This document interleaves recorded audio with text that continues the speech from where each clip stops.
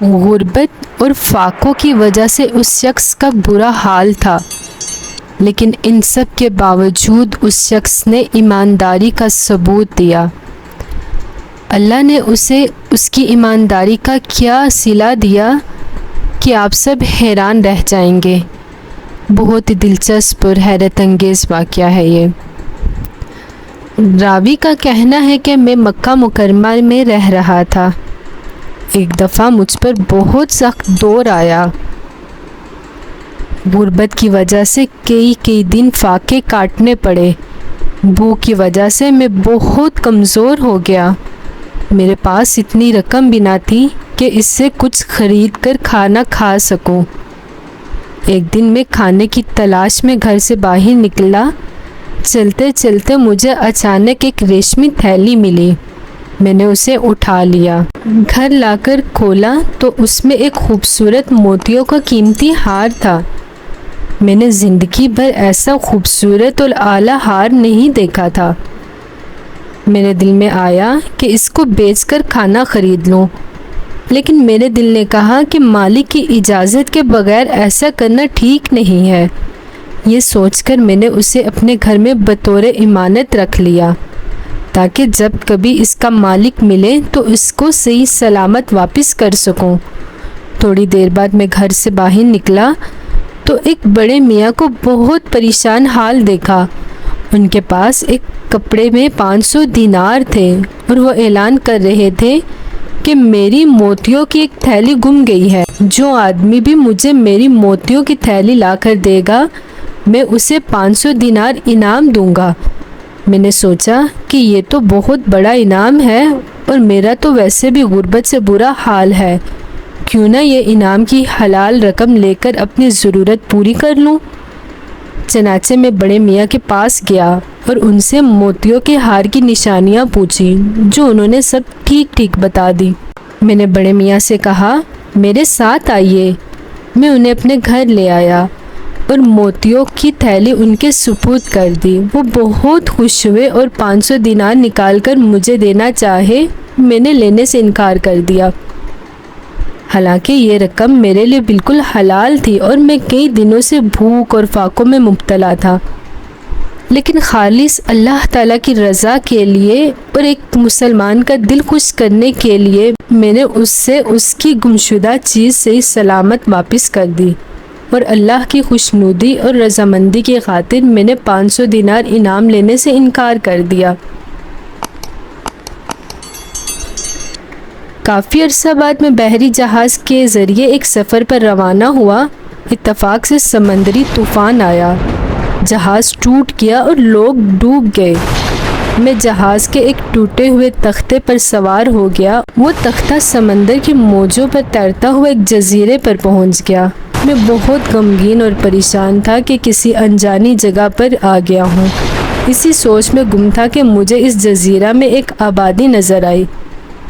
میں وہاں کی مسجد میں گیا تاکہ اللہ تعالیٰ کا شکر ادا کروں کہ اللہ نے مجھے سمندر میں ڈوبنے سے بچا لیا اور صحیح ساحل تک پہنچا دیا۔ مسجد میں نے قرآن مجید کی تلاوت اور ذکر کرنا شروع کر دیا اور اسی اثناء میں نماز کا وقت ہو گیا۔ جزیرہ والوں نے مجھے نماز پڑھانے کو کہا۔ میں نے نماز پڑھائی تو وہ بہت خوش ہوئے کہ میں قرآن اچھی طرح پڑھتا ہوں۔ انہوں نے مجھے قرآن مجید پڑھانے اور سکھانے کی درخواست کی، جو میں نے خوشی سے قبول کر لی اور انہیں پڑھانے لگا۔ چونکہ جزیرہ والے ان پڑھ تھے، اس لیے میں نے وہاں کے نوجوانوں اور بچوں کو لکھائی سکھانا بھی شروع کر دی۔ میں ان کے پاس وہیں رہنے لگا۔ جزیرہ والوں کی مجھ سے عقیدت اور محبت بڑھنے لگی۔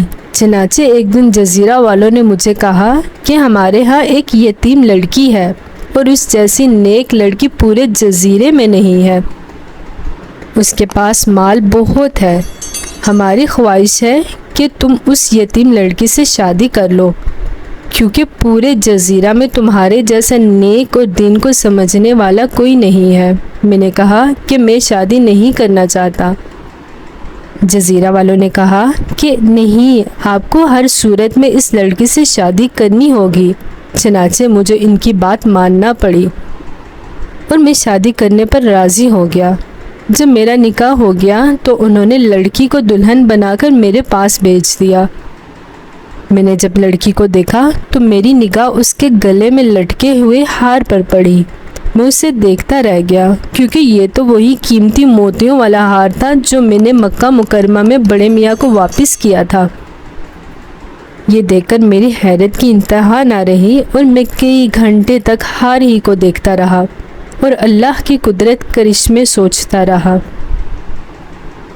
اگلے دن جب لوگوں کو پتہ چلا کہ میں نے بیوی سے بات تک نہیں کی اور مسلسل ہار ہی کو دیکھتا رہا تو لوگ بڑے حیران ہوئے اور مجھ سے کہنے لگے کہ آپ عجیب آدمی ہیں کہ اس ہار کو ہی دیکھتے رہے، آخر اس میں حیرت اور تعجب کی کیا بات تھی؟ میں نے لوگوں کو ہار والا سارا قصہ سنایا جو مکہ مکرمہ میں پیش آیا تھا۔ یہ قصہ سن کر لوگوں نے خوشی سے نعرہ تکبیر لگانا شروع کر دیا۔ اب میں بڑا حیران ہوا کہ ان لوگوں کو کیا ہو گیا ہے، آخر اس قصہ میں خوشی کی بات کون سی ہے؟ یہ لوگ اتنے خوش کیوں ہو رہے ہیں؟ تب لوگوں نے مجھے بتایا کہ وہ بڑے میاں جن کو آپ نے ہار واپس لوٹا دیا تھا وہ اس لڑکی کے والد تھے، اور وہ جب مکہ مکرمہ سے واپس آئے تو وہ ہمیشہ کہا کرتے تھے کہ میں نے کسی مکمل مسلمان کو نہیں دیکھا مگر صرف ایک شخص، وہ بہت نیک اور امانت دار تھا، اس نے میرا گمشدہ ہار واپس کیا تھا۔ وہ بڑے میاں ہمیشہ دعا کیا کرتے تھے کہ اے اللہ اس آدمی سے میری دوبارہ ملاقات کروا دے تاکہ میں اپنی بیٹی کی شادی اس کے ساتھ کر دوں۔ لوگوں نے کہا کہ بڑے میاں کی آرزو آج پوری ہو گئی ہے، اس لیے ہم خوشی سے نعرے لگا رہے ہیں۔ ہمیں یہ حیرت انگیز واقعہ شیخ محمد یعقوب نے سنایا جو اصل میں بغداد شہر کے رہنے والے تھے۔ واقعی اللہ تعالیٰ انسان کو نیکی کا صلہ ضرور دیتے ہیں۔